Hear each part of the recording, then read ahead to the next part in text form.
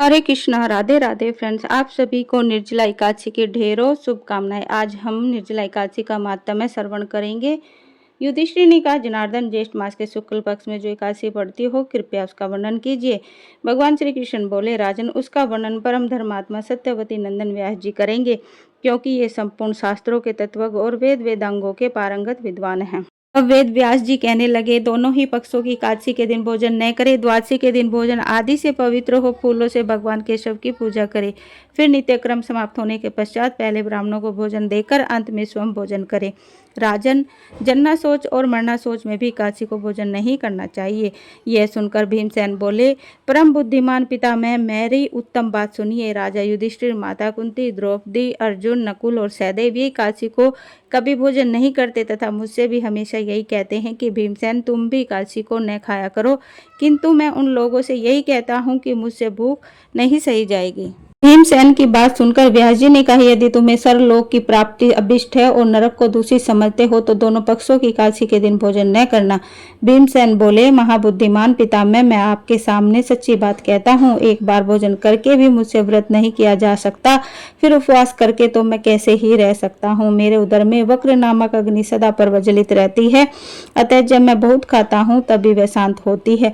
इसलिए महामुने, मैं वर्ष भर में केवल एक ही उपवास कर सकता हूँ, जिसके करने से स्वर्ग की प्राप्ति सुलभ हो तथा जिसके करने से मैं कल्याण का भागी हो सकूं। ऐसा कोई एक व्रत निश्चय करके बताइए। एकादशी व्रत करने वाले पुरुष के पास विशालकाय, विकराल आकृति और काले रंग दंड पासधारी भयंकर यमदूत नहीं आते। अंतकाल में पीताम्बरधारी, सौम्य स्वभाव वाले, हाथ में सुदर्शन धारण करने वाले और मन के समान वेगशाली विष्णु दूत आखिर इस वैष्णव पुरुष को भगवान विष्णु के धाम ले जाते हैं। अतः निर्जला एकादशी को पूर्ण यत्न करके उपवास और श्री हरि का पूजन करो। स्त्री हो या पुरुष, यदि उसने मेरु पर्वत के बराबर ही महान पाप किया हो तो वह सब इस एकादशी के व्रत के प्रभाव से भस्म हो जाता है।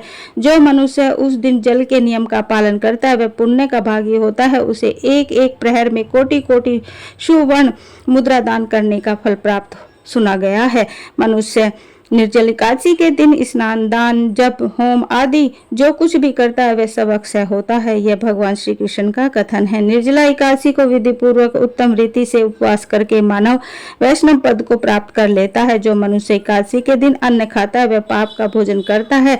इस लोक में वह चांडाल के समान और मरने पर दुर्गति को प्राप्त होता है। ज्येष्ठ के शुक्ल पक्ष में एकादशी को उपवास करके दान करेगा वे परम पद को प्राप्त होंगे। जिन्होंने एकादशी को उपवास किया वे ब्रह्म हत्यारे, श्राप, चोर तथा गुरुद्रोही होने पर भी सब पातकों से मुक्त हो जाते हैं। कुंती नंदन, निर्जला एकादशी के दिन श्रद्धालु स्त्री पुरुषों के लिए जो विशेष दान और कर्तव्य विहित है उन्हें सुनो। उस दिन जल में शयन करने वाले भगवान विष्णु का पूजन और जलमयी धेनु का दान करना चाहिए, अथवा प्रत्यक्ष धेनु या धृतमयी धेनु का भी दान उचित है। पर्याप्त दक्षिणा और भांति भांति के मिष्ठानों द्वारा यत्न पूर्वक ब्राह्मणों को संतुष्ट करना चाहिए। ऐसा करने से ब्राह्मण अवश्य संतुष्ट होते हैं और उन्हें संतुष्ट होने पर श्री हरि मोक्ष प्रदान करते हैं।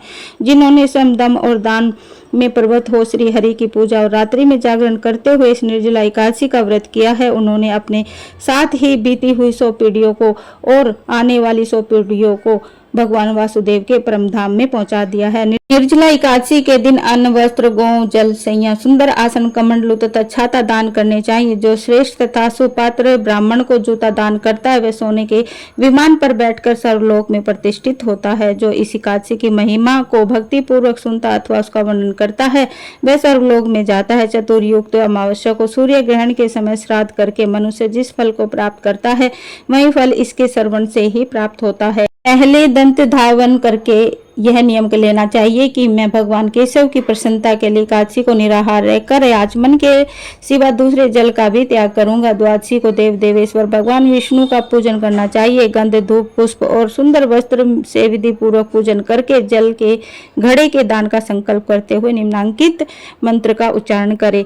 देव देव हर्षि के संसारण अवतारक उदकुम प्रदाने नैन माम परमाम गतिम। संसार के तारने वाले देव देव हर्षि के इस जल के घड़े का दान करने से आप मुझे परम गति की प्राप्ति कराइए। भीमसेन, ज्येष्ठ मास के शुक्ल पक्ष में जो शुभ एकादशी होती है उसका निर्जल व्रत करना चाहिए। उस दिन श्रेष्ठ ब्राह्मणों को शक्कर के साथ जल के घड़े का दान करना चाहिए। ऐसा करने से मनुष्य भगवान विष्णु के समीप पहुंचकर आनंद का अनुभव करता है। पश्चात द्वादशी को ब्राह्मण भोजन कराने के बाद स्वयं भोजन करे। जो इस प्रकार पूर्ण रूप से पाप नाशनी एकादशी का व्रत करता है वह सब पापों से मुक्त हो आनंदमय पद को प्राप्त होता है। यह सुनकर भीमसेन ने भी इस शुभ एकादशी का व्रत आरंभ कर दिया। तब से यह लोक में पांडव द्वादशी के नाम से विख्यात हुई है। जय श्री कृष्णा, राधे राधे। बोलो श्री हरि विष्णु भगवान की जय, माता एकादशी की जय। बोलो श्री नारायण भगवान की, राधे राधे। जय श्री कृष्ण।